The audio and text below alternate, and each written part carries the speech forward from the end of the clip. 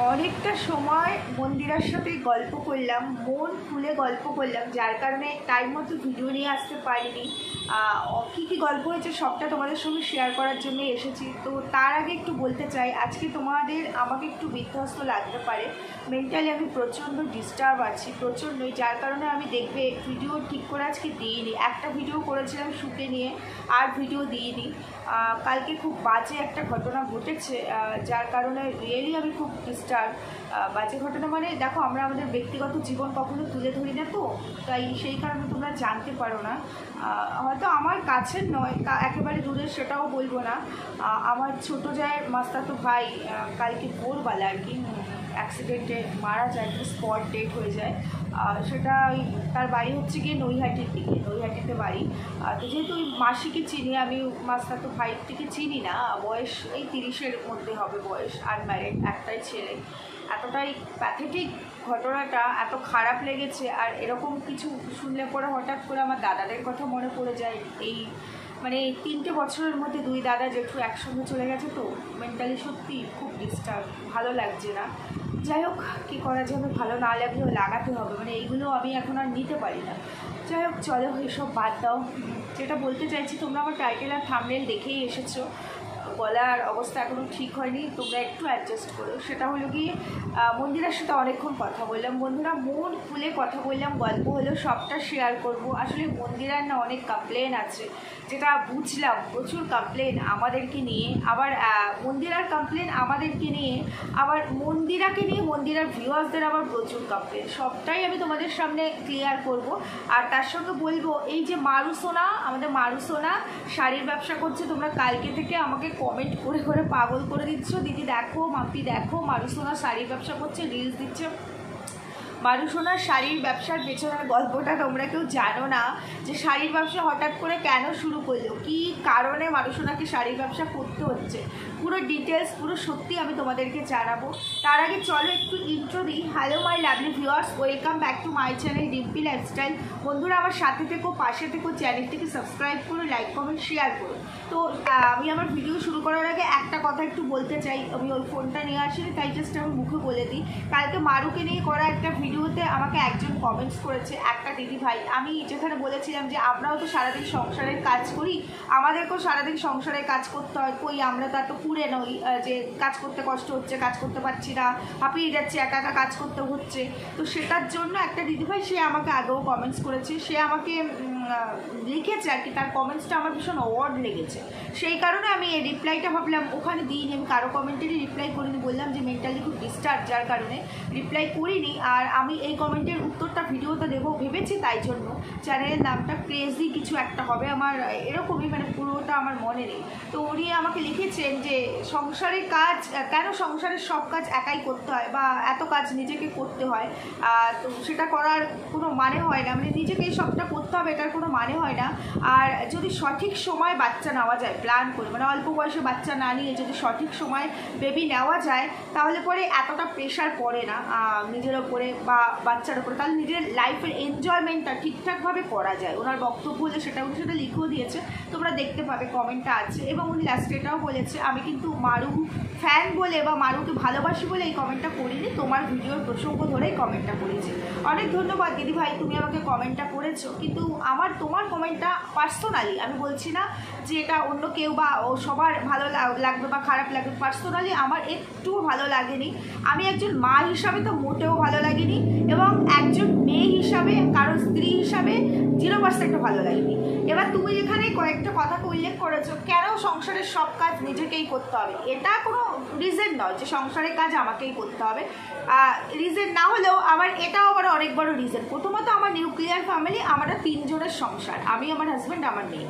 এবার হ্যাঁ, helping hand রাখাই যায়, আমারও মেয়ে ছিল, রান্নার লোক ছিল, কিন্তু আমার রান্নার লোকের রান্না আমার বাড়ির লোক পছন্দ করে। তোমরা বেশি না, বছরখানেক আগে আমার ভিডিওতে চলে গেলেই দেখতে পাবে, আমার বাড়িতে রান্নার লোক, কাজের লোক সবই ছিল, কিন্তু আমার রান্নার লোকের রান্না আমার হাজব্যান্ড পছন্দ করেন না, আর কাজের লোকের কাজে আমি আবার স্যাটিসফাইড নই। আর এমন কিছু বড় কাজ নয় আমার, যেহেতু 3 জনের পরিবার, তারপরে আমি রেন্টে থাকি, বিশাল বড় বাড়ি তো নয়, রেন্টে থাকা একটা লিমিটেড জায়গার মধ্যে আমাকে থাকা।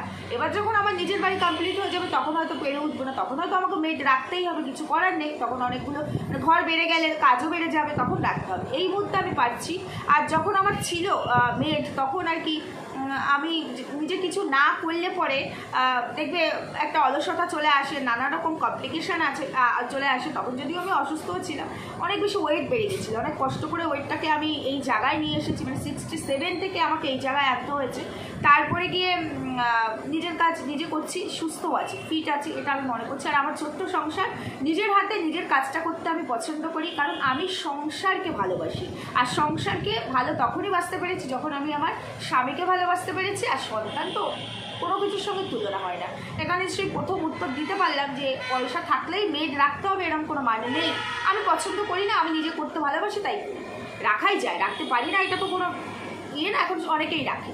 তো এটা গেলে 1 নম্বর কথা। আর 2 নম্বর কথা, তুমি বললে সঠিক সময় বাচ্চা, মানে বিয়েটা একটু লেট করে হলে, টাইম মতো যদি বিয়ে হয়, যে টাইমে মেয়েদের বিয়ে করা উচিত, বিয়ে হলে বাচ্চাটা একটু দেরি করে নিলে পরে হয়তো এনজয়মেন্টটা করা যায়। হ্যাঁ, এটা তুমি একদম ঠিক বলেছো। এখনকার দিনে মেয়েরা নিজেরা মানে ওই 20-22 বছরে বিয়ে এখন হয় না, 25-এর মানে 25+ ছাড়া খুব কমই বিয়ে হয়, মানে অ্যারেঞ্জ ম্যারেজের ক্ষেত্রে বা লাভ ম্যারেজ হচ্ছে। যাই হোক, নিজে থেকে পাকামি করে বিয়ে করে বা কোনো কোনো ফ্যামিলি থেকে বিয়ে দিয়ে দেয়, সেটা আলাদা। হ্যাঁ, আমার 18+এই বিয়ে হচ্ছে, খুব কম বয়সে বিয়ে হচ্ছে। আর আমার অ্যারেঞ্জ ম্যারেজ, আমার বাবা আমার বিয়ে দিয়েছে। তো যাই হোক, দিয়েছে, সেক্ষেত্রে আর কিছু বলেননি, যার জন্য আমার বিয়ে 15 বছর হয়ে গেছে আমার এই বয়সে, এবং আমার মেয়ের বয়স 10 বছর হয়ে গেছে এটার জন্য। তো আমি একটা কথা বলে দিই, আমার মেয়ে কিন্তু আমার বিয়ের 5 বছর পরে হয়েছে, মানে আমার বিয়ের সাথে সাথে কিন্তু আমার মেয়ে হয়নি। তো কেন, সেটারও ভিডিও আছে, সেগুলো হচ্ছে এখন আর বলতে চাই না। তো এবার বললে এনজয়মেন্টটা ঠিক করে করা যায়। 5টা বছর এনজয় করেছি, কিন্তু আমার সন্তানের থেকে বড় এনজয়মেন্ট আমার কাছে কিছু নেই। আমি ওরকম এনজয় বিশ্বাস করি না যে আমি নিজের লাইফটাকে রিয়েলাইজ করব বলে আমার সন্তানকে একটা জায়গায় ছেড়ে দিয়ে। অনেকেই আছে এরকম, আমার আশেপাশেও আছে, হাজব্যান্ড ওয়াইফ ঘুরতে যাচ্ছে, ছেলে বা মেয়ে আছে, তাকে বাড়িতে বাড়ির লোকের কাছে রেখে তারা ঘুরতে যাচ্ছে, কারণ তাদের এনজয়টা ঠিক করে হবে না বাচ্চা থাকে। সেটাতে আবার আমি বিশ্বাস করি না, বিশ্বাসী নই। কারণ আমি যাকে এই পৃথিবীতে এনেছি, ঈশ্বর আমাকে এই ক্ষমতা দিয়েছে, মা হওয়ার সুখ দিয়েছে, তো তার দায়িত্ব আমি বহন করতে পারবো, এটা ভেবেই দিয়েছে। এবং আমি ভেবেই তাকে এই পৃথিবীতে এনেছি যে আমি তার মা, আমাকে তাকে হাত ধরে সেই পর্যন্ত চলতে হবে যেই পর্যন্ত আমি বেঁচে থাকবো। যতই আমার মেয়ে স্টাবলিশড হোক, যতই আমার মেয়ের বিয়ে হয়ে যাক, তবুও আমি মা, আমার কাছে আমার সন্তান ছোটই থাকবে। শুধু আমি নয়, আমার মতো পৃথিবীর প্রত্যেকটা মায়ের কাছে। তাই আমার এনজয়মেন্ট শুধুমাত্র আমার সন্তান, তাকে বাদ দিয়ে আমার এনজয়মেন্ট নয়। তাই আমি কখনোই বলিনি যে আমার লাইফে আমি আনহ্যাপি আছি, এগুলো সবাই পারে না, আমি করতে পারছি। অনেকেই আছে হেল্পিং হ্যান্ড আছে, তারা সব কাজ করছে, অনেকেই আছে ঘুরতে যাচ্ছে বাচ্চাকে রেখে, তো তার নিজস্ব চয়েস। আমি বলছি না যে সবাই আমার এই বক্তব্যটাকে মানে অ্যাকসেপ্ট করবে, তাদের ভালো লাগে, এটা আমার ওপিনিয়ন। আমি বলছি আমার আনন্দ, আমার খুশি, আমার স্বামী, আমার সন্তান, বুঝতে পেরেছো তো? তো আমি তাদের জন্য আগে ভাববো। যতই আমি শরীর খারাপ থাকুক, অসুস্থ থাকি, আমার ফার্স্ট প্রায়োরিটি হচ্ছে আমার সংসার। আর আমার সংসারটা টিকেই আছে, অস্তিত্বই হচ্ছে আমার সন্তান আর স্বামীর জন্য। আই হোপ আমি তোমাকে বোঝাতে পেরেছি। যাই হোক, এবার তাহলে চলো মেন টপিক্সে চলে আসি। সেটা হলো গিয়ে মন্দিরার সঙ্গে অনেকক্ষণ গল্প হলো, মন্দিরের ভিডিও দেখেও আসলাম এইমাত্র আমি। এবার সেখানে মন্দিরা ভিডিও করতে করতে আজকে বললো যে শুয়ে শুয়ে কিছুটা কথা বললে যে অনেকক্ষণ তোমাদের সঙ্গে কথা বললাম, অনেকদিন তো তোমাদের সঙ্গে গল্প হয় না, নিজের পার্সোনাল কোনো কথা বলা হয় না, মানে শেয়ার করা হয় না, শুধু কাজকর্ম শেয়ার করি। দেখলাম ওর শরীরটাও একটু খারাপ আছে, তো অনেকেই অনেক রকম কমেন্টসও করেছে। যাই হোক, শরীর খারাপ হতেই পারে, শরীরের ওপর আমাদের কন্ট্রোল নেই, কখন খারাপ হবে। তারপরে যে বিচ্ছিরি একটা গরম পড়েছে, যা ওয়েদার, মানে একদম বাজে একটা ওয়েদার। তো এইখানে সুস্থ মানুষও অসুস্থ হয়ে উঠবে, মানে অসুস্থ হয়ে যাবে। যাই হোক, সেই জায়গায় দাঁড়িয়ে ওর শরীরটা খারাপ হয়েছে, তো ও সেটা বললে। তারপরে রান্নাবান্না একটা জিনিসে আমার খুব আপত্তি, মন্দিরাকে আমি সেটা মানে বলতে চাই। সেটা হলো গিয়ে যে এই যে বোয়াল মাছটা রান্না করলেও সোমনাথ বললেও খাবে না, ও বোয়াল মাছ খায় না। যে যেটা খায় না, ভেতর থেকে ভক্তি আসে না বলেই তো খায় না। এবার ভেতর থেকে যদি আমার ভক্তি আসতো, তাহলে আমি অ্যাটলিস্ট একটু একবার টেস্ট করে ট্রাই করেও দেখতে পারতাম, যে দেখি তো খেয়ে কেমন লাগে। ও যখন খেতে চায় না, জোড়াজুড়ি করে দিব্যি দিয়ে, এটা আবার কীরকম? এটা কীরকম? আমার দিব্যি খেতে হবে, কোনো রকম প্রশ্ন করবে না, না এটা আর মাছ না, না এটা বান মাছ না। ঠিক আছে, ও ওটা ভালো খায় না, ভালোবাসে না, জোর করে খাওয়া মানে সে কিন্তু মন থেকে চাইলো না, খেলো না। তোমাকে স্যাটিসফাইড করার জন্য সোমরাত এই মাছটা খেয়ে নিল, কিন্তু সেটা ও ভক্তি ভরে খেলো না। তো সেটা কতটা ওর মধ্যে মানে ভালোভাবে গেল, ঢুকলো। খাবারটা তো আমরা খাই ভালো কিছুর জন্যই, তাই না? যে আমাদের একটা শক্তি আসবে বা কিছু। তো সেটা যেটা ও অ্যাকসেপ্টই করতে পারলো না, তোমার মন রাখার জন্য ও মানে ও বললো গন্ধটা মানে ঘিন্নায় খেয়েছে, তো তোমার মন রাখার জন্য ওটাকে ডাইজেস্ট করার চেষ্টা করলো, বাট ও মন থেকে ভক্তি দিয়ে খাওয়াটা তো মানে সম্পূর্ণ ভক্তি, মানে আমরা খাবারটা কেন খাই, শুধু পেট ভরার জন্য তো খাই না, তাহলে তো আর এত পদে পদে রান্না করার দরকার ছিল না, ওই সেদ্ধ ভাত করে পেটটা ভরলেই হতো, সেটা তো নয়। খাবারটা আমরা তৃপ্তি সহকারে খাই, স্বাদের জন্য তৃপ্তির জন্য খাই, তাই না? তো সেটাই ও পেল না, এই জায়গাটাতে আমার বড্ড আপত্তি, মন্দিরার এই জায়গাটা আমার একটু ভালো লাগেনি। আর সেকেন্ডলি আমি বলবো শাড়ি পরা নিয়ে যেটা বললো যে শাড়ির ব্যবসা কোনো টাইটেলও দিয়েছে, সুতির শাড়ি পরার নাকি অধিকার আমার নেই, আমি নাকি কাউকে কপি করছি।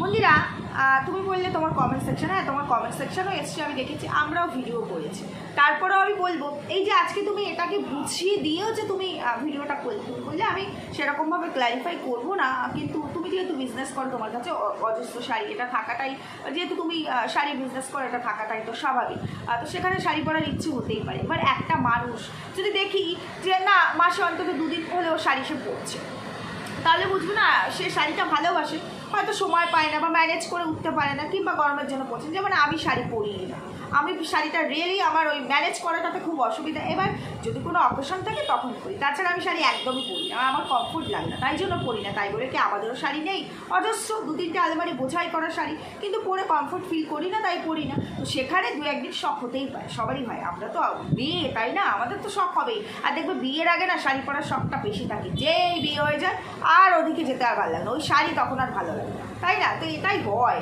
তো এখন আমাদের শাড়ি পরায় কোনো বাধ্যবাধকতা নেই, তাই জন্য পরতে ভালো লাগে না। আর এখন ওই এটা ফ্যাশন বলবো সেটা নয়, মানুষ এখন কমফোর্ট জোনটাকেই বেশি মানে প্রেফার করে, তো শাড়িতে অতটা কমফোর্টেবল ফিল হয় না, যার কারণে পরা হয় না। তো সেখানে তুমি বললে যে আমি নাকি কাউকে কপি করছি, তোমার কমেন্ট বক্সটা নিশ্চয়ই তুমি দেখেছো, অবশ্যই দেখো বলেই তুমি কথাটা বললে কমেন্ট সেকশনে, কমেন্ট হিস্ট্রি। তুমি এই ভিডিওটা দেওয়ার পরেও কমেন্ট সেকশনে তোমার প্রচুর, মানে একটা এরকম কমেন্টস নেই যে কিনা বলেনি যে হ্যাঁ তুমি কপি করছো না।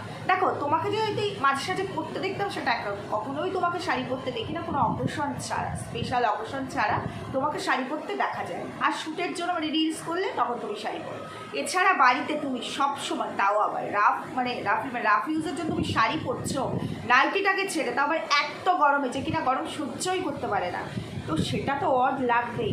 তোমার বুনু মারু বুনু শাড়ি পরছে, তো সেখানে এই কথাটা তো আসবেই। হঠাৎ করে তুমি মারু বুনু শাড়ি পরার আগে যদি তুমি শাড়িটা পরতে, মানে সেই শাড়ি পরে মানে বিয়ের পর থেকে, যে তার আগে থেকে যদি তুমি এরকম বাদের সাথে শাড়ি পরে আসতে, তাহলে আমাদের এটা মনে হতো না, বা ভিউয়ার্সদেরও মনে হতো না, যার কারণে মনে হয়েছে, এবং সেই মনে হওয়াটা যে 100% সত্যি সেটা তোমার কমেন্ট সেকশানে বলছে।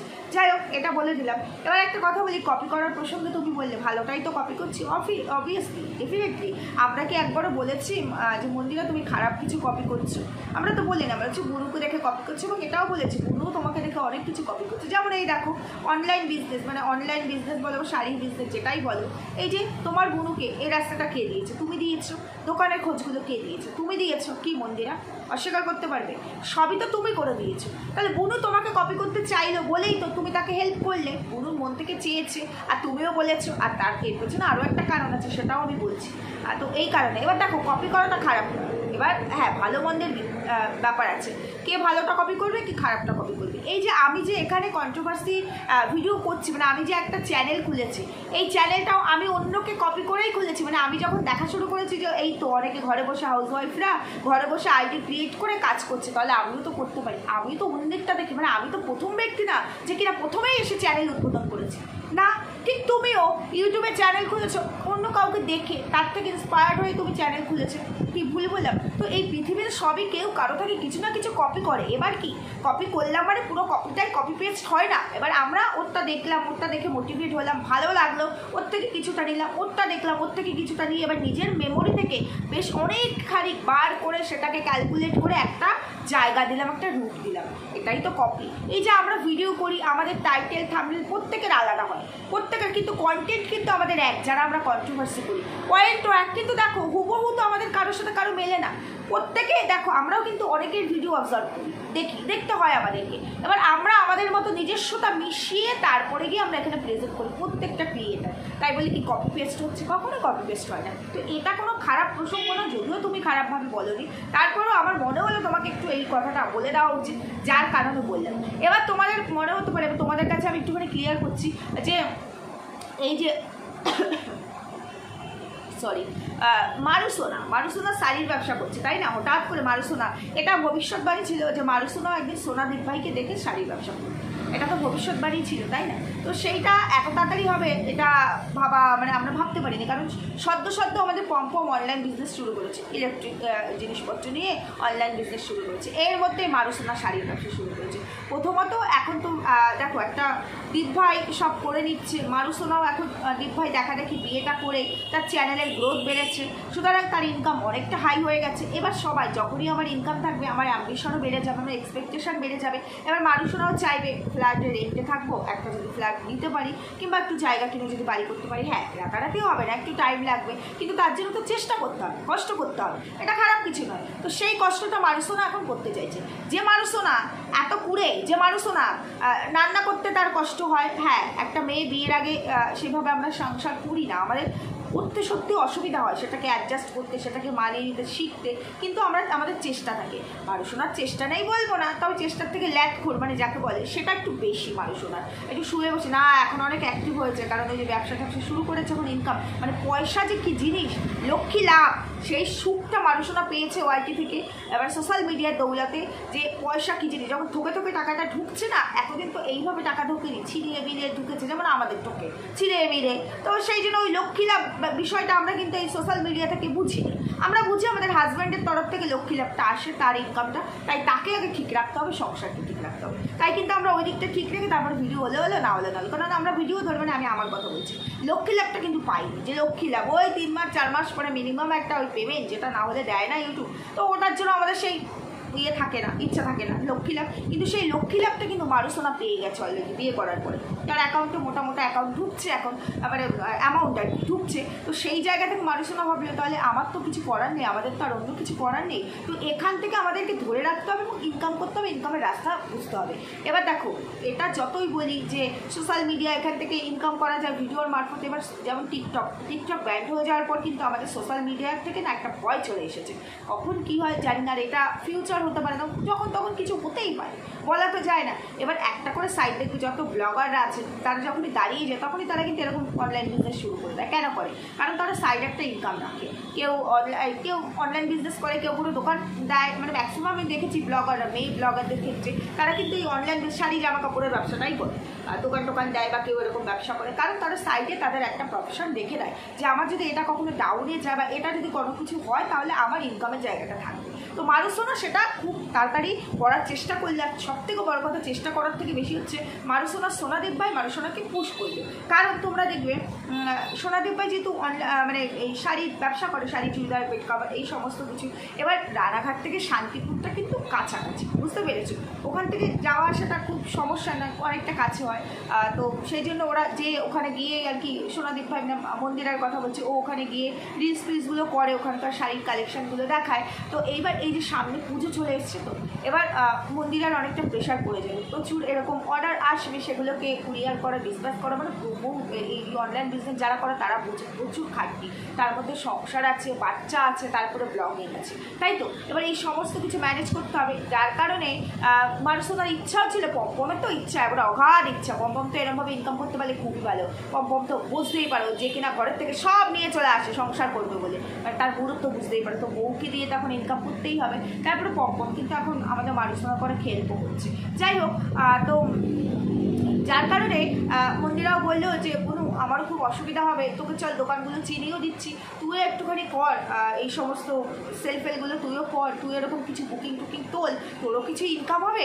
আর যেহেতু মন্দিরের দৌলতেই মারুর ওই দোকানগুলো চেনা হচ্ছে আর কি, তো সেখান থেকে মানে মন্দিরেরও কিছুটা ওর যে প্রফিটের কিছুটা হলেও থাকবে। তো মিলিয়ে মিশিয়ে বিষয়টা একই, যে আমি এতটা নিতে পারতাম না লোড, তুই আসার আমি লোডটা নিতে পারলাম, তাহলে পরে কি আমার নামটাও থাকলো, আমার কিছুটা ইনকাম আসলে, বলি তোরও অনেক লাভ হলো, তোরও ইনকাম থাকলো। তো আর পুজোর সময় এই সময়টা দিয়ে তুই যদি শুরু করে দিস, তোর কিন্তু ধরতে পারলে তোর কিন্তু ইনকামের জায়গাটা মানে একদম সলিড হয়ে যাবে। কারণ আমাদের মন্দিরা তার গুণকে যেভাবেই হোক না কেন তাকে স্টাবলিশ করতে হবে, যার কারণেই তো আমাদের মারুসোনা একদম ম্যান্ডির কাছাকাছি এসে আর কি থাকা শুরু করেছে, যাতে দীপ ভাইয়ের ছত্রছায়া থেকে আর কি সে নিজের সবটুকু গুছিয়ে নিতে পারে। এটা খারাপ নয়, খারাপ যেটা করবে সেটাকে খারাপ বলবে, যেখানে খারাপ দেখেছি সেখানে খারাপ বলেছি। তবে কাউকে দেখে কেউ যদি মানে মোটিভেশন পায় যে না আমিও কিছু করব, সৎ প্রচেষ্টায় আর কি, সৎভাবে উপার্জন করতে চাই, তবে তার জন্য তাকে অ্যাপ্রিসিয়েট করতে হয়। এর জন্য আমি মারুসোনাকে অ্যাপ্রিসিয়েট করবো যে হ্যাঁ করা উচিত, কারণ ওদের পায়ের নিচে পুরো শূন্য, ওদের পায়ের নিচে সত্যি কিছু নেই। আমরা যতই যা কিছু বলি, যতই কন্ট্রোভার্সি করি না কেন, ওরা কন্ট্রোভার্সিয়াল টপিকস দেয় বলে করি, কিন্তু কারো ভালোটা হলে তাকে ভালো বলতে হবে। সেটার জন্য যে আমি কন্ট্রোভার্সি করি, ওকে নিয়ে আমি নেগেটিভ কথা বলছি বলে সবই নেগেটিভ বলবো না, কখনোই না। আমি এইভাবে কথা বলতে পারি না, আমি কারো ফরে কারো এগেনস্টে কখনো ভিডিও করতে পারি না। আমি যেটা দেখি সেটা নিয়ে বলি। তো মারুসোনা যেটা করছে সেটা খুব ভালো, পম্পমও বিজনেস করছে, মারুসোনাও করার চেষ্টা করছে, তার সঙ্গে মারুসোনার ব্লগিং আছে। এই সবটা মিলিয়ে মিশে ওরা যদি 3-4 বছর একটু কষ্ট করে লেবার দিতে পারে, একটু পরিশ্রম করতে পারে, তাহলে পরে ওরা একটা জায়গায় আসতে পারবে। ওদের পায়ের নিচে অ্যাটলিস্ট একটা জমি আর একটা ভিত ওরা তৈরি করতে পারবে। কারণ যা পরিস্থিতি আমরা সবাই বুঝতে পারছি, এত সহজে ওরা যার যার নিজস্ব বাড়িতে এত সহজে যাওয়াটা পসিবল, সেই জায়গাটাকে বললাম।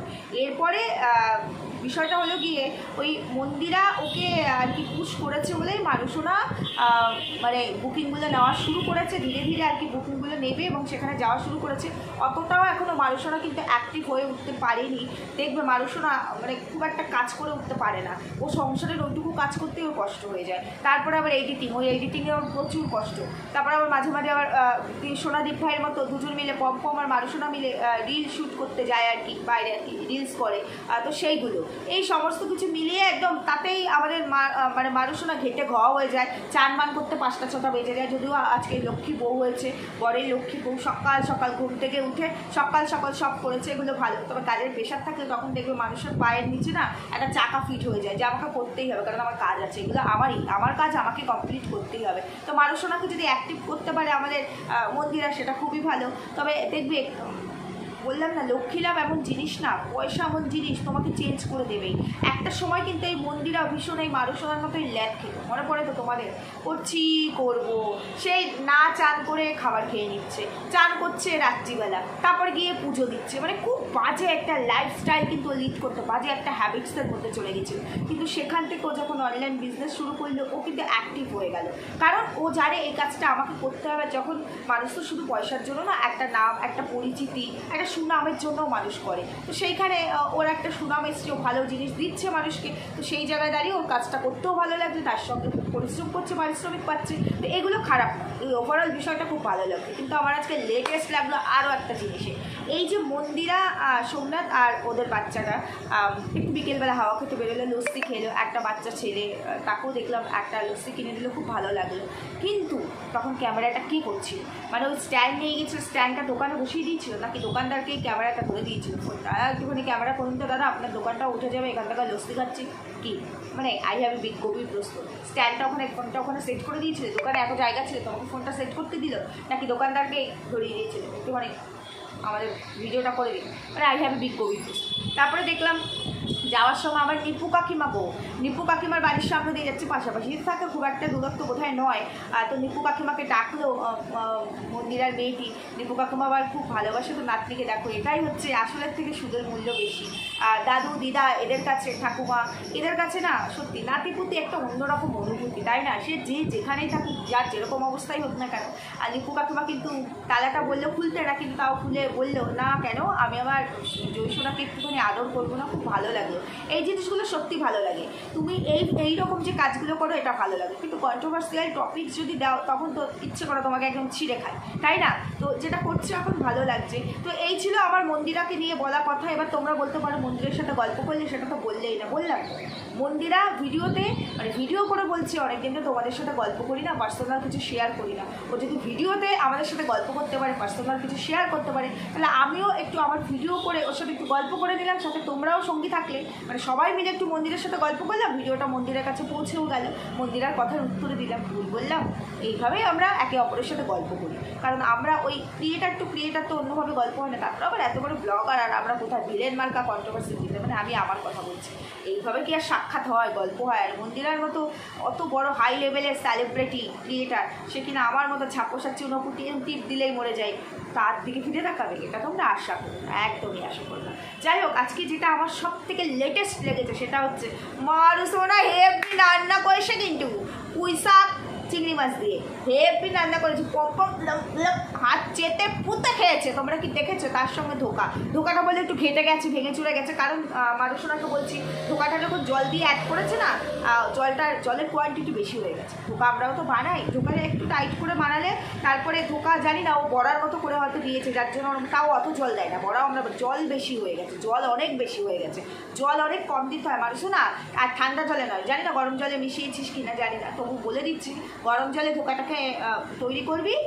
তারপরে একটু টাইট করে একটা থালার মধ্যে তেল দিয়ে তারপরে ধোকাটাকে একটু সেট করে দিয়ে একটুখানি ফ্রিজে 1 ঘন্টা বা 1 ঘন্টা রেখে দিলে, আগের দিন রাতে করে রাখলে সব থেকে ভালো, পুরো সেট হয়ে যাবে। পরের দিন নাইফ দিয়ে কেটে মানে যেরকম শেপ দিতে চাইবি শেপ দিয়ে ভেজে তারপরে আলু দিয়ে বা ধোকা যেভাবে রান্না করিস রান্না করলে ভালো লাগে। আর যদি বড়ার মতোও করিস, অনেকেই আছে বড়ার মতো, তারাও সময় কি আমিও করি মাঝে মাঝে, তাহলে জলটা আরও কম দিতে হবে, বড়ার মতো করে ওরম জল পেটা পাতা জল দিলে ল্যাটা পাতা আবার ওটা ভেঙে কেটে ঘয় হয়ে যায়।